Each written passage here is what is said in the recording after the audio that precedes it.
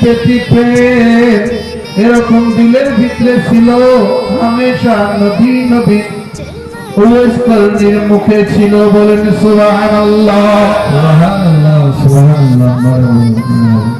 উওয়াইস করনি রাদিয়াল্লাহু তাআলা আনহু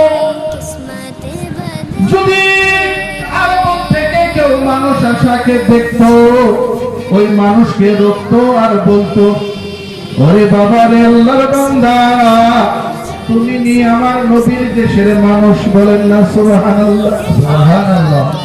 ওই ব্যক্তি বলতো, হ্যাঁ হ্যাঁ হ্যাঁ, আমি তোমার নবী, আখিরি নবী মুহাম্মদুর রাসূলুল্লাহ সাল্লাল্লাহু তাআলা আলাইহি ওয়াসাল্লামের দেশের মানুষ, ওই মক্কা শহরের মানুষ, আরব দেশের মানুষ।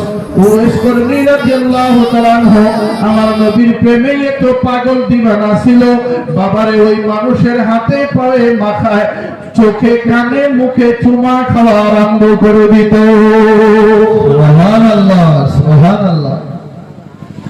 আবার যখন ওই দেশ থেকে কোন জীবজন্তু পার হয়ে কোন শহরে আইতো, ওই জীবজন্তুর সাথেও আমার উওয়াইস করনি কথাবার্তা আলোচনা করতো। মুমিন মুসলমান একদিন মায়ের সম্মুখে যায় দাঁড়ায়, মায়ে বলে, বেটা উওয়াইস, আমার পায়ে বড় ব্যথা করতেছে, তুমি একটু আমার পাওটা দাবায়া দিবা নাকি, আমার পাও মালিশ করে দিবা নি।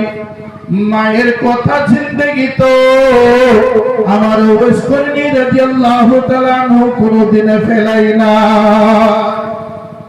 বাবারে মায়ের হুকুম পাওয়ার লগে লগে হযরত উওয়াইস করনি রাদিয়াল্লাহু তাআলা আনহু মায়ের পাও এরকম ভাবে মালিশ করতেছিল, দাবাইতেছিল। মায়ের পাও উওয়াইস করনি দাবায়, মনে দিলের ভিতরে নবীর কথা মনে পড়তেছিল, চোখের পানি ঝরঝর করে মায়ের পায়ের তলার ভিতরে যখন পড়া আরম্ভ হইল, মা জননী বলে, ওরে বেটা, তোমার দিলে কি এরকম তড়প উঠেছে? তোমার দিলে কি মানে না? তোমার দিল কি সাক্ষী দিতেছে না তুমি এই জায়গায় থাকো? তোমার অন্তরে কাঁদতেছে, আমি বুঝতেছি। তোমার চোখের পানি নয় বলকে তোমার অন্তর পর্যন্ত কাঁদতেছে। কার জন্য? ওরে বেটা, আমি জানি, সেই জন্য